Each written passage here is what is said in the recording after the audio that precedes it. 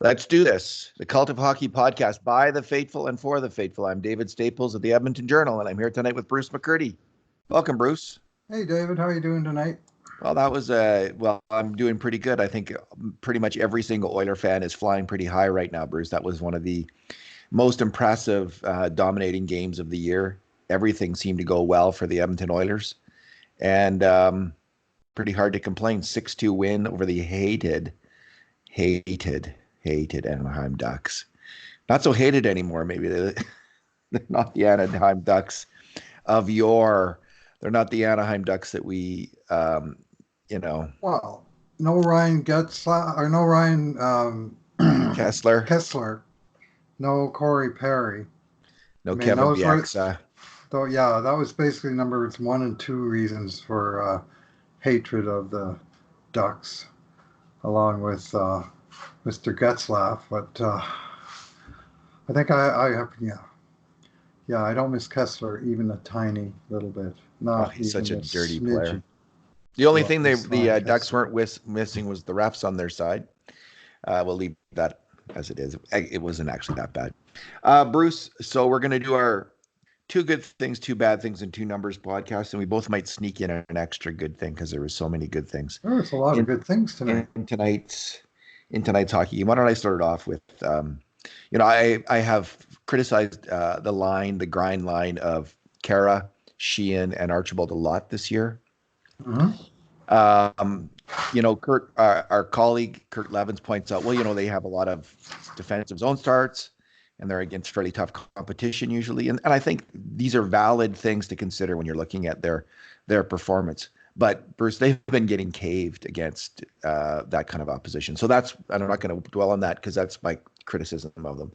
But I thought they had by far their best game as a threesome trio tonight. And I think it was really triggered by Archibald finally bringing his A game. I've been expecting this player ever since he got here, who was just a super hustler and a real hitter and a digger and a grinder, just someone who's like a maniacal worker out there. And this is the first game I can honestly say I saw that, but I did see it tonight, and it was great to see, because when that guy really is digging in and working hard like that, he can play in the NHL. And I thought Sheehan also was working extremely hard, working very hard tonight. And of those 3 players, Riley Sheehan has been the one I think who has performed the best. Again, tonight they were part of a really strong and useful PK unit. I think all 3 of them got some time out there, and they all did their jobs, and that was huge for the Oilers tonight. So Bruce, we see this is a funny team, right? Because I think every Oiler fan has this moment. We all have kind of PTSD from the decade of darkness, and we're all expecting it to cave in at any second. And so things are going right, like the goaltending's going right, and the puck moving from the defense is going right, and the PK and the power play, a whole host of things are going right. But the one thing wasn't going right. And what we expect is, the bottom lines, that's not going to go right. And then all these other things are going to go wrong as well. We don't expect actually everything to start going right, like happens on a good team, where everything starts to go right on a good team. Mm-hmm. Are we going to see that? Because that's what we saw tonight. We saw everything going right, including finally depth scoring and depth checking. So it's a miracle. Well, depth checking for sure. I mean, depth scoring, when you got McDavid 3, Nugent-Hopkins 2, Cassian 1, I mean, those are your kind of your major scorers. Give or minus the absence of Draisaitl, who merely had 4 assists on the night, but no actual goals. So they looked after the offense. But I like the 20-man effort or the 19-man effort up and down through the lineup tonight. I count Nugent's depth at this, like anything other than the Nugent's only got 1 goal going into the game, Bruce. I'm counting him depth at this point. Well, his 2 goals are my good thing, and it was nice to see him get one very early in the game, just simply by old-fashioned take the puck hard to the net and somehow manage to find a hole in a netminder for a change. And you keep testing them. These NHL goalies they're going to take some away on you, but every once in a while you're going to find a hole, and he did. And it was like he took the old orangutan off his shoulders, right? Because he was flying out there the whole rest of the night, and he scored another goal on an absolutely wicked wrist shot from the top of the slot, right in the top corner. Just blew away John Gibson Yes. through a screen. But that was a great shot, and that was a shot of a guy who who's suddenly feeling it. I mean, 7 shots on net tonight. And he led the forwards with 18:43 in ice time, which is a nice low number for all these games where they've been leaning on guys for 27 minutes and stuff. They got, but Nuge had a lot of energy and he had a lot of jump in his step. He also led the team in shorthanded ice time, 2 minutes 49 seconds, the most of any forward. And the forwards as a whole did a very fine job on the penalty kill. And he was a team leader out there in all respects tonight. And on top of a very good game on Friday night when our colleague Kurt Levens gave him the highest grade of any Oiler, tonight he's got some serious competition, and I got some head scratching to do, and I think I'm going to be giving out some nice grades to a few guys tonight. But so I should. They played well. Yeah, and James Neal on that first goal. A Calgary blogger was telling me today, like, despite whatever I've been seeing, like the James Neal is a bad player. He's telling me with certainty. Yeah. And we'll see. I don't know about that, Bruce. I don't know about that. He's certainly a vastly superior player to, not going to say anything else about that. Anyway, James Neal, nice play on that first goal. I don't know why he didn't get an assist. I thought he touched the puck and he got it behind. He kind of hassled the guy and he bumped him, and the guy lost the puck off the side of the net without really Neal doing anything more than harassing him into a turnover. Sweet. So I'm sure you gave him a major assist on a scoring chance, and he deserved one because he caused that turnover and that quick chance, and Nuge, and he took the defenseman out of the play too, so he gave Nuge a little bit of time to do something. All kinds of time. You don't want to give a player like Ryan Nugent-Hopkins with hands like his, like 2 seconds in front of the net. He might even had 3. So Bruce, my other, we're going to do 2 good things because there's so many good things tonight. My other good thing was, I'm a minor hockey coach. I've been so for a while. And we always tell the kids, like, shoot. Don't try to stick handle the puck right into the net. Like, don't do that. And I think we're going to have to reappraise what we're telling the kids, because Connor McDavid showed us again how to play hockey. And he stick handled that puck right into the top corner of the net. Like he did. Just took it right in, stick handling it all the way, and essentially just lifted it up with his stick into the top corner of the net. I was laughing out loud for about 5 or 10 seconds after that goal. It was such a great moment. Such a great goal from Connor McDavid. So 3-goal night. He had, I think he had 5 grade A scoring chance shots all by himself. The Oilers outdid them 14-9 in that regard. McDavid had 5 all on his own. So what a game. Yeah, he even went down, like the buddy tried to take him down. He went down to one knee, recovered his balance. And so part of that play was simply fighting through a heavy check to get through, and then to put such a nifty little dangle on the netminder and roof it from like 2 feet out. very elite play. Gibson didn't look that good tonight. I didn't think. Like there was a few. There were kind of A-B chances, like McDavid's 2 goals kind of went right through him, eh? Yeah, he might, like, those are McDavid steaming down the wing like that, right? Like on his goal, like it's so fast. And what's hard for a goalie is when the puck is moving. Like when a guy's coming in straight on you, NHL goalies make that save. Like there's got to be some movement. You got to make the goalie move. Well, McDavid is so fast down that wing, just by his very speed, he's almost got the goalie moving. He does have the goalie moving, and that's why he hit the post on the one and scored on the other. No, they were both the same. He was like wide. He was kind of technically outside of our scoring chance zone. Yeah. But he was going at such a speed, and Gibson was scrambling over, that it was like he was taking a one-time shot from there, because the goalie was not stationary and set for the shot. And the first one he fired high glove side, beat him. And then the second time, Gibson's maybe thinking high glove side, and Connor goes low stick side, beats him again, and in the net this time. And that started the floodgates after that. So what's your other good thing, Bruce? You can get one more. Do you have one? Okay, yeah, I'm gonna shout out Oscar Klefbom for. I thought his pairing struggled a bit in the first period, and I'll talk more about that in a second. But he came on very strong. Played 26 minutes plus. He had 2 points. I think he had gone 11 straight games without a point, and he had 2 points tonight, including a visionary pass to McDavid on the final goal, where he he saw the guy wide on the play as he got the puck in the slot, and instead of just blindly firing away, he slipped it over to McDavid for the one timer, and that was like sometimes when I see Klefbom on the point, I'm a little critical of his vision. Like he sees the two guys that are like his constant outlets, but he doesn't see the sneak play at the back door. Well, this time he did, and it worked well.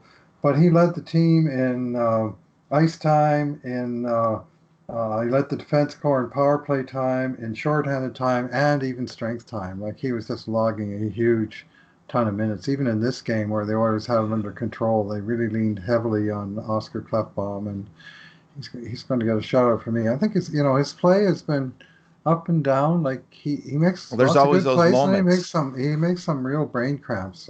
He just loses, I don't know, his focus or whatever. He just loses guys in front and stuff once in a while, but Yeah, like he on the does a first lot of Anaheim things right. goal. Yeah, like that. Yeah. So, we do, and we call him out, like we Hmm. consistently do point out his mistakes. So I think it's really appropriate because, he is one of the truly bargain players in the NHL. He's a top four defenseman, who he probably gets the most ice time of any Oilers defenseman.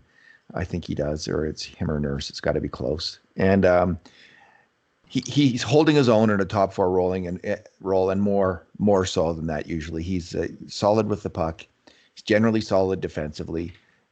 He's solid running the power play. He's not an exceptional player, like in any regard, I don't think, but he's a good to very good player in a lot of different areas of the game. And on an Oilers team that's rounding into shape, 12 wins, Bruce, in 19 games, he's a big part of it. And we all remember how great he was in 2017 in the playoffs, that he can play at a very high level. So good to see Oscar Klefbom. He's playing his best hockey consistently since the 2017 playoffs. He's not quite at that level, but he's close to it, and good for him. So let's move on to our bad things, Bruce. Why don't I go? Okay. My bad thing was the Anaheim defense, and I didn't say too much during the game because, of course, I'm superstitious and you don't want to jinx it. Well, I don't want to look bad on, like, if I tweet out something like this defense is an AHL defense in the first period, and then the Anaheim wins the game, then you look dumb. So I kind of keep my powder dry. But that's what I was thinking the whole game long. And because I was thinking, like, who are these guys? And it reminded me of an Edmonton Oilers defense from the decade of darkness. I'm surprised Anaheim has the record they do, but maybe so I don't know how long Manson's been out for a while now, but Lindholm's out. I don't know how long he's been out for, but those are two obviously outstanding. They're top pairing NHL defensemen. You're missing those two guys. It's like the Oilers missing Nurse and Bear. But so who did they have instead? Well, they had Cam Fowler, who's a really good defenseman, but they had Josh Mahura, who has played in the AHL this year, Eric Goodbranson, who's on his third NHL team in the last 2 years, Michael Delzato, who was on 3 NHL teams last year, Larson, I think it's Jacob Larson, who was in the AHL, NHL last year, and Kabinian Holzer, who was a great Dallas Eakins kind of player, right? That maybe even played for Dallas Eakins, but way back when with the Marlies. You always expect Dallas Eakins to have a few kind of minor league guys he who was shouldn't on be. the power play with Will Acton and Ryan Hamilton. Ryan Hamilton. You wouldn't. Aikens always has a few of these guys who shouldn't be in the NHL, but because he played for them in the farm, he's up there. He's only playing it because of He injury. may not have many choices with the injuries. He But you may look not. at Anaheim and you think this is a team that had Sami Vatanen, they had Shea Theodore, they had Brandon Montour, three sort of modern era puck moving, good skating D men. They got rid of all of them for various reasons.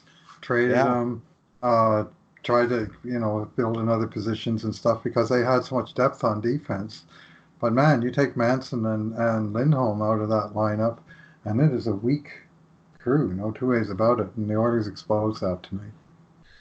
Yeah, I guess it would be this again. It would be this for similar for the Oilers if they were losing Baron Nurse, and the Oilers wouldn't look that good. Of course, if Adam Larson was bad, I don't think Edmonton would look as bad as Anaheim. Just look because that's a real ragtag crew.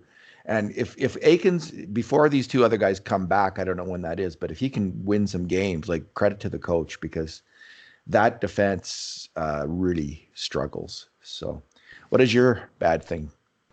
I'm going to stick to the first period of Joel Persson. And man, did he have a rough start. And by the 10-minute mark of the first period, he'd already been lit up for four grade A scoring chances against them. Uh, And they were big errors by him. yeah, they were. And that led to twice they had two big chances in short order, and one of them eventually wound up in the net. And I saw him with a critical eye for a bit afterwards, and he looked very unsure of himself, a little sort of slow reacting, a little tentative or a lot tentative. And then somewhere around late in the second period, maybe in the third, all of a sudden he started to get some jump in his step and some zip on his passes again, and he was fine. But he sure wasn't fine in the early going of this game. He looked exceedingly nervous and struggled mightily. And Oh yeah. I wondered if he might wind up in the bench again like he did, a couple games back. But like I say, the coach stuck with him, and his partner had a strong recovery of his own. And eventually, Persson started to show uh, his at least A minus game for the back part Yeah. of. He did actually. He came on, and I was worried actually that he would be Mhm. benched because I don't think it's the right move. Um, Even though it was rough. It's really rough, and you could just see it's palpable seeing the player. The issue's confidence because you Mhm. can see he can make plays, Mhm. and he when he's aggressive, he gets stuff done, and he I think he actually has a fairly high hockey IQ as well. Yes. Like I I can thought too. I think I can see him like he seems to read the game well. Like, but he's tentative. He's hesitant. He's not going for it, and he screams of a player who needs to go to the AHL for about a month or two, Bruce, to get his game together in North America. Because I think before the end of the year, that Joel Persson can help the Edmonton Oilers. He looks like he can help them, but now the good news is Adam Larson's coming back, Mhm. and they're going to have an opportunity to make that decision. And I think that's what's going to happen. I think that he will go down to the AHL probably for, you know, like he can't beat out Matt Benning. Matt Benning's playing. Matt Benning and Chris Russell look damn good to me. Like I like that third pairing. Yeah, That's one of the they're one of the best solid as a third pairing. third pairings in the NHL. One of the best, Bruce, are those two guys because they're both solid positionally defensively. And when Matt Benning is out there, like Chris Russell's not a bad puck mover. He's Mhm. okay at least when and Matt Benning is okay. So you have two kind of okay guys moving the puck, but two superior players in terms of their defensive fundamentals. And they don't give up much. So I don't see Persson budging one of those two guys. And so Larson's coming in the lineup. So yeah, he could use a little stay down there, and it's no rip on the player at all. I see an NHL player there, and there's going to be injuries through the year, and he's going to get another chance up here, and I think he'll make the most of it. But he needs that little respite.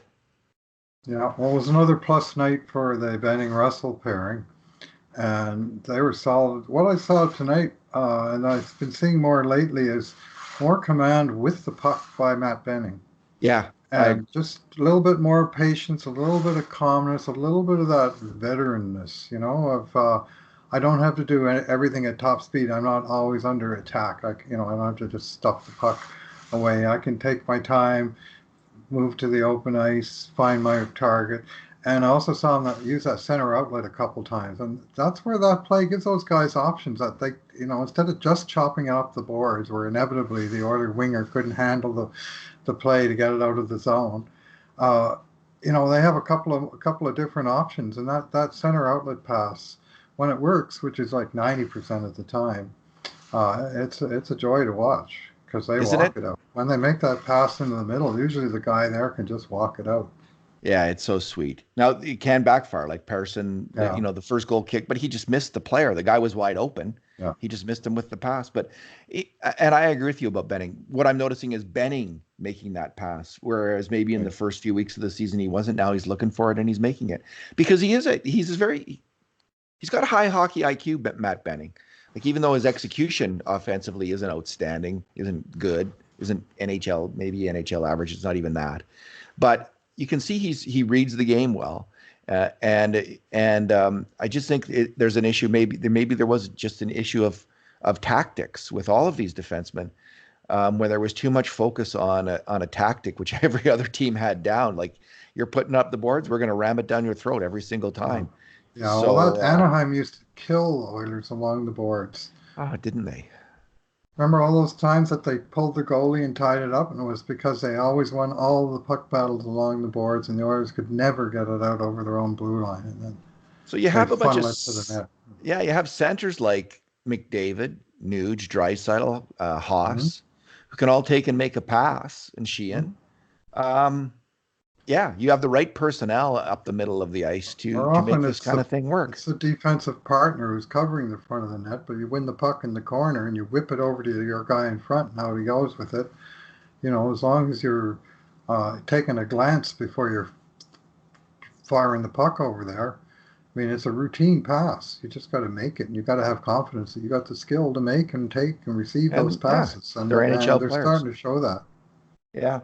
So good for both Dave Tippett and Jim Playfair. I think it was a dual effort. Like, they both, listen, other NHL teams have been doing this for some time, Hmm. and taking advantage of this and making this work. And so they didn't invent this, but they were open to it. Not only open to it, but when it went wrong in the preseason, they didn't back away from it. They committed, they doubled down on, no, this is what we're doing. We're just going to do it right. And they just kept going with it. And it has backfired a few times, but it's paid off. Like, let's say it's caused so far 2 or 3 goals against. It's probably caused 5 or 6 less, like, less goals against, because you're advancing the puck out and breaking the cycle that way. So it has caused a few, Sometimes they're advancing the puck and taking it and down to the scoring. other end and scoring. Yeah. Well, yeah, especially with Ethan Bear making those passes, because that dude is hot as a pistol. I was just wondering, Bruce, do you think that so Bob Green is famously responsible for the Griffin Reinhart, or blamed for the Griffin Reinhart trade, but Bob Green also in 2015, I think it was, drafted both Ethan Bear and Caleb Jones. So with Ethan Bear's development, Bruce, can he get an official pardon? Can Bob Green get an official pardon for his role in the Griffin Reinhart trade because of Ethan Bear's development? Yes or no? Well, I give Bob Green a passing grade generally myself. I have a bit of a soft Yeah, spot for so do Bob Green, I. and I think he got a So bit. do I I. think he got a bit of a bad rap for his part in the Reinhardt trade, I which completely was, I agree. think he recommended the player. I'm not sure he recommended the trade, right? Because I gave up a lot to get that Well, player. and the other thing is, Bruce, he was the amateur scout. There was a whole pro year. Like, they And have pro nobody, and scouts. nobody scouted him. So if you had Yeah. a pro scout who said, "Oh yeah, that was my territory. I saw him actually play this year. He didn't improve at all. He was just mediocre in the AHL." Then presumably that would have overridden whatever Bob Green had to say based on older information. So I blame the pro scout, whoever the Oilers pro scout was, watching the AHL that year, watching those particular teams. And if they didn't have someone doing that, then that's horrible. But I'm sure they had someone. It's that person's fault. Yeah. He is that person, and then Shirelli, of course, who actually negotiated the both ends of that deal. What's your number?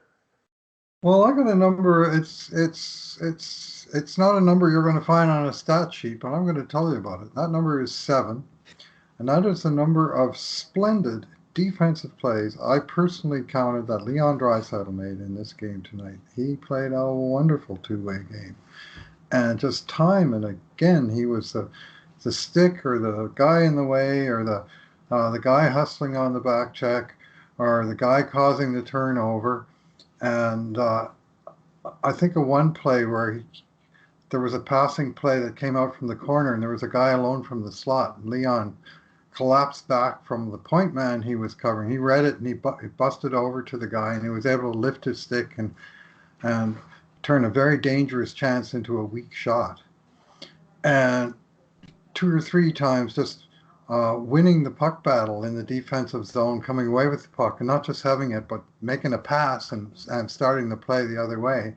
And most notably, that was the play that started the great Connor McDavid goal that you described earlier, where first of all, the puck was down in Edmonton's territory, Leon against 2 Ducks, and guess who came out with the puck? And in a split second, perfect pass onto Cassian's stick. Cassian touched it over to McDavid, and Connor did the rest. But without that defensive play, that rush never happens. And it was just time and again in this game. Like I say, there's no stat for it, but watch this game again on video and remark to yourself every time you see Leon makes a great defensive play. I bet you'll get to 7. I'm not even sure I saw them all, but I did see 7. Bruce, he is the boss. He is the boss. He is the boss. He bosses the game. That's an expression from European football, where Yeah. there's these big, strong central midfielders who boss the game. They dominate the game because they win the ball and they make a great pass, and they kick off the offense. They get it all going. Now he's also a striker, but Yeah. Leon Draisaitl is the boss, man. He's just bossing every single game almost that he plays in. He's ruling the ice when he's out there. Good for him. He's the He best player also in the he also NHL made right a now. great pass on the first McDavid goal. Again, Yeah, from 4 assists. the neutral zone, but he found McDavid at speed with room in front of him. And Leon is the best player on the Oilers for making that pass, whether it's 5 feet or 75 feet. He'll find Connor and he'll put the puck on his tape. Not every single time, no one's perfect, but time and time and time again, that'll be a good pass. And away goes Connor. And it sure was good to see Connor with such a jump in his step tonight. I've been a little underwhelmed with he's obviously a great player, but I haven't seen him at the very top of his game very often throughout this season. But he was there tonight. He was really jumping. So He's coming back from a major knee hmm injury. yeah, The I'm fact aware. that I think it's there sometimes. The jump and the pop is there sometimes, and other times it's just not. And I'm thrilled to see it there 50% of the time. Like I think in about half the games he's flying, and the other half he's not. But that. Yeah, it's great that it's there. Okay, my number, Bruce, is so in grade A scoring chances. Like so at the Cult of Hockey, we look at grade A scoring chances. It's my idea that this is kind of the heart of the game. If you get more grade A scoring chances than the other team, it probably means you've outplayed them, and it probably means you have a good chance of winning as well. It's going to come down to goaltending after that. So that's why we focus on grade A scoring chances. Tonight it was 14-9 for the Oilers. Mikko Koskinen had some tough saves to make. He had another good game, generally speaking. But one of the things we've noticed is that the big three on the Oilers, Draisaitl, McDavid, and Neal, tend to get more chances than the rest of the team combined earlier in the year. This is what was going on. So in the last couple of games, I've been keeping track of this. And tonight, Bruce, the other players on the Oilers actually got 8 grade A scoring chance shots, and the big three got 6. 5 for McDavid, 1 for Neal. Draisaitl got some passes on McDavid. So 8 from the other guys. And I'll Counting tell you, Nuge is not one of the big 3, right? because he hasn't Right. had that many grade A scoring chance Not as a shots. finisher. Yeah, not this Yeah. year. So you get 8 grade A scoring chance shots from the non-big 3 players on the Oilers. You're going to win almost every game if you're the Edmonton Oilers because McDavid, Draisaitl, and Neal are going to come through. So good for those players. And again, this is this part of what happens with a good team when everything starts to function. When everyone's doing their job, it's kind of an amazing thing to behold. We haven't seen that in Edmonton in a really long time. I think we saw it at times we saw it in 2016-17. We saw it obviously in the 2006 playoff run. We saw a team where everything was Right. functioning. We're used to that from the 1980s. We got so used to it and enjoyed it so much. But we're seeing that. We've probably seen it now, I don't know, 2 or 3 times, 2 or 3 games this year, but not really. Tonight was the first night, I think, where we've seen it all across the board, where everything was functioning well. Every player did their job tonight, as far as I can tell. Joel Persson had a rough game, but he came on as well. Everything functioned well tonight, except for that one problem on defense, and that's a pretty impressive hockey team right now. And it starts to make me think, wow, this might be for real. Well, Oilers just completely took over the last 40 minutes of that game, I'd say, even possibly the last 50 minutes. Uh, and they were clearly, as the night got on, the difference between the two teams just got wider. And Edmonton was basically in complete command down the stretch, and that's lovely to Yeah. watch, man. That's and they were jumping on pucks, they were zipping around in position, supporting the pucks. They win the puck battle in their own zone, and the guy would have someone to pass it to, and he'd make the pass, and the other buddy would take the pass and get it out of the zone. None of this fumbling around turnovers at the blue line like we're so used to seeing. And tonight, I mean, you can often question the caliber of the opposition, and I'm sure you can tonight, but all you Yeah. can do is play the team in front of you. And tonight, the Oilers played that team and convincingly beat them. Nice. Yeah, the only caveat tonight was, again, Josh Manson and Hampus Lindholm being out. And that's a pretty big caveat, actually. So we'll see. It's a work in progress, but I'm liking how it's working out. Alrighty, Bruce. So you got the game grades tonight? I sure do. I got to get hustling here, but got Alrighty. some happy things to write about tonight. Okay. All right. Well, thanks for talking tonight. Yeah, thanks for listening, everyone. And in the meantime, and in between times, this has been another edition of the Cult of Hockey podcast.